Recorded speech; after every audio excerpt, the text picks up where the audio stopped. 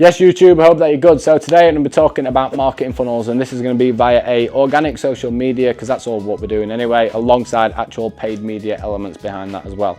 So this is going to be a step-by-step walkthrough and a comparison between the two, but in essence, just for you to actually understand what a marketing funnel is. So within a marketing funnel, you have got top of funnel, you have then got middle of funnel, then you have got bottom of funnel, right? So just as an easy to understand process, I'll do basically the YMCA here, shall we? You got Y, it's a fucking hell, I'm losing my head.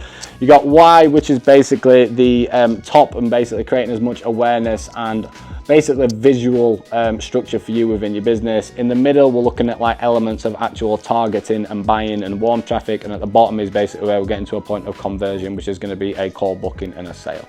I can't really do YMCA for that, but just so you've got a clear understanding of what we are actually going to be doing. If you are running social media only, you're not in a position of paid media, it doesn't matter, because a lot of the same practices actually apply in terms of actually putting this into a organic social media strategy. Alongside, if you are looking at paid media, we need to make sure that we've got all of these areas set up. I've seen this so many times where people are spending a substantial amount of time and effort and money just on top of funnel, which you 100% always need to put more traffic into, because that's going to create more awareness for the business.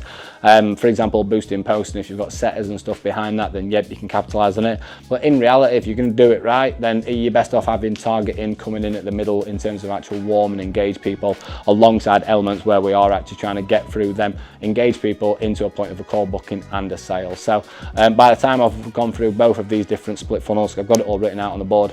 Pretty confident that you'll know a lot more about what an actual marketing funnel is. Right then, so as an easy to understand process, on the left hand side we've got organic social media based funnel, and on the right hand side we've got a paid media funnel. So this can be across LinkedIn, Facebook, Instagram, TikTok, YouTube, you name it, right? I can run ads on absolutely the lot. What we're basically looking at is the clear structure and differentiation between what we're actually trying to achieve at each one of these stages. So at the top of the funnel on both of these, in essence, this is where we are aiming to reach new people. We are aiming to get to a point of people who've never seen us, so cold audiences is basically seeing what we're about, they're liking what we're about, they might interact with what we're doing and potentially even actually start to click through onto your page and follow you and basically start digesting and nurturing based on that side. So the elements that we can control when we're looking at top of funnel traffic to get to a point of, in essence, getting to new people and new traffic is going to come down to 1, the chances of going viral, 2, making sure that you've got reach, number 3 is going to come from mostly reels compared to like carousels, number 4 we're looking at basically collabs, number 5 shares, and number 6 we're looking at views. So when you're basically looking at your social media element, we need to always make sure that everything that we're doing is trying to push more volume. So how do we get more views? How do we get more shares? How do we get more reach? How do we get to a position where potentially the algorithm's actually going to favor what we're doing and we have an increased likelihood of actually going viral? From that point, we've then got the middle of funnel, right? This is basically where we're looking at actual direct forms of interactions, direct call to actions, lead magnets, alongside the actual value element, right? So when someone's gone to a point of, let's just say at the top, we have got in red. So this is, well, I'm not going to put red because it's actually positives. On the top, I'm basically going to put cold, right? So we're getting someone who's completely cold, got no idea what we're doing, and then getting to a point where, where's my red gone now? We're getting to here where they're starting to get warm, right? That is basically what we're trying to do. We're trying to get people who don't know who we are to a point where they are digesting, interacting, downloading, and being provided with value, because that means they're going to be in a position where they're a lot more warm and have a higher likelihood of actually applying or taking action within your actual service. So the main objective is to make sure that if you are running as much effort associated with viral videos and all that type of stuff, you need to have your middle of funnel elements of content, because we need to actually fucking capitalize on the fact that we've got loads of growth coming through. If you are just focusing on viral content but you have no middle of funnel style structures in place, you're not going to make money. It's as simple as that. You can have shitloads of followers, but you're not going to make any fucking money, right? So we need to make sure that we're basically doing both of these variables. So we are trying to hit new people, but we're also trying to engage with them and keep them warm as well, right? So what we've then got from that point down at the bottom is basically the bottom of funnel, and this is where we're trying to get to a point where we're going to get fucking paid, right? That's basically what the bottom of funnel is. Someone is going to run an appointment booking, they're going to apply, and we're going to get a sale. That's the objective behind what we're doing. So the more traffic that you bring in cold, the more likelihood and chances that you are of putting them into a warm audience, because they're interacting, liking, providing them value and downloading shit that you're providing, right? From that point, what we need to be looking at is the actual techniques that's going to get someone to emit some form of response. So what I've put down on here basically is a PASTA method. So that is basically a technique that I really like in terms of direct response. So basically, PASTA is where you're going to point out a problem, you're then going to amplify it, then going to give a solution, you're then going to give a testimonial, you're then going to present your offer, and then you're going to do a call to action in terms of a response, right? So that's basically something that I like in terms of the style of content, in style of content, copywriting, emails, structure to reels, everything, right? If you've got a PASTA response, then likelihood is going to be much greater than just putting a random post out. Right, from that point, we've also got the element of direct results, which is going to be great in terms of the fact of us running a PASTA method in terms of an actual call to action. And then finally, on top of that, we've obviously got the last one, which is looking at actual direct applications. So the way I want you to look at this in terms of your organic marketing funnel, right, is basically, we need fucking all of it, guys. Like, you need all of it. So if we're looking at like a percentage ratio, how I would really like you to be looking at this is thinking, right, in reality, you can't be coming in and running 100% bottom of funnel style content, because people are going to get bored of you fucking selling at them all the time.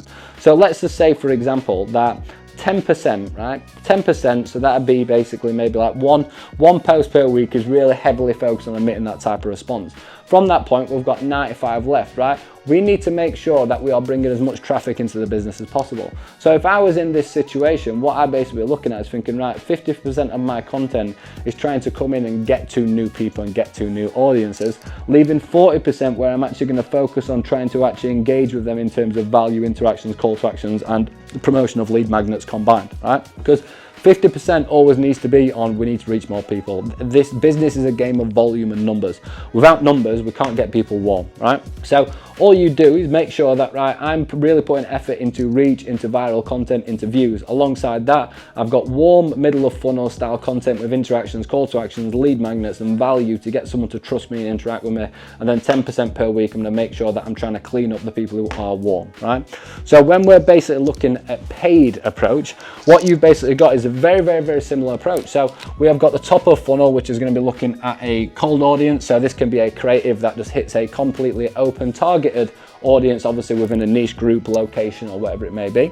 From that point, you've got elements such as boosting reels, which is obviously very popular at the moment in terms of an Instagram funnel. So boosting your top performing reels to obviously new niche related audiences are going to get people to click through onto that and potentially just follow you. So drop you into your Instagram funnel for then a setter or yourself to follow up with, or for example, be nurtured and then get to a point where opting in. And then most importantly, when we're basically putting top of funnel traffic with ads, we're looking as much fucking awareness as humanly possible, right? So just as a quick one, jumping in, because I've just done this on the other video, right? A little bit different on this one. This needs to have the biggest percentage, right? In my opinion, there's no point in running paid media if you're not trying to get to fucking new people. So if I'm looking at a percentage split for this, it'd be more like 60% and then potentially 30% and then what's left, and then we've still got 10% down at the bottom, right? Or for example, if you've got the fucking budget, if you've got like, and I'm talking budget, you can run 100% bottom of funnel style structure at a cold audience if your fucking ad creative is that good and you've got that much money to risk, right? But in reality, for a lot of us out there, and this is including myself, it's safer to make sure that when we're running ads, we are creating a similar style approach to that, where we're creating value, we're creating structures where someone's going to see us for the first time, click through and follow, right? The middle of funnel, when we've got to ads, is going to come into so many different areas. We have got opt-in structures for videos, we've got opt-in structures in terms of VSL landing pages. We have then got problem solution feature style approaches, where we're basically looking at pointing out a problem, giving a solution, adding our offer and results and testimonials, similar to the PASTA method in the middle. And then we've obviously got kind of data capture. But the most important element here is data capture. In middle of funnel, we're not really going to be advertising at someone to book and purchase straight away. What we're trying to do is we're trying to get that warm element of trust, and most importantly, get that data capture. So when we've basically got here, and you've got, let's just say, warm, we have then got data, right? We have then got outbound, right? So So if you get to a point of having someone's data, you can obviously be hitting them with email nurturing, outbound calling, outbound DM, WhatsApp, whatever it may be within your acquisition process. And then finally, when we're coming down to the bottom, exactly the same style approach to that is we're trying to get someone to a point of actually bottom of funnel conversion. So this is basically where we can be running actual VSL funnels and applications alongside actual direct appointment booking structures. So what we will basically do is out of the 60%, and then we'll have the 30% people who are warm, we'll target those to get the 10% out of that 30% who are actually interested in getting to a point of wanting our services, and then eventually getting to a point of purchasing, right? So that's basically it. I just want to know overview. I know it's a lot of information to process in a short space of time, but that is basically an overview for how to be looking at your actual content structure and format, and why these different elements of pieces are so important to get to a point of earning more money rather than just focusing on having more followers. And exactly the same, if you are currently in a position where you are running ads and you have an ad team, but you're doing loads of stuff in the top of funnel, like, it's so important to make sure that you have secondary retargeting with pixel added to it. So whoever's clicked onto and interacted with you, they get retargeted with that middle of funnel, and to then get to a point of obviously potentially having the VSL and a call booking. So one thing I'll say with the VSL is it's far and in between nowadays. So back in the day, a few years ago, you could definitely run, even on a not so much massive budget, you could get like a decent amount of calls just from like a VSL ad and creative, but there's so many people who are running ads now.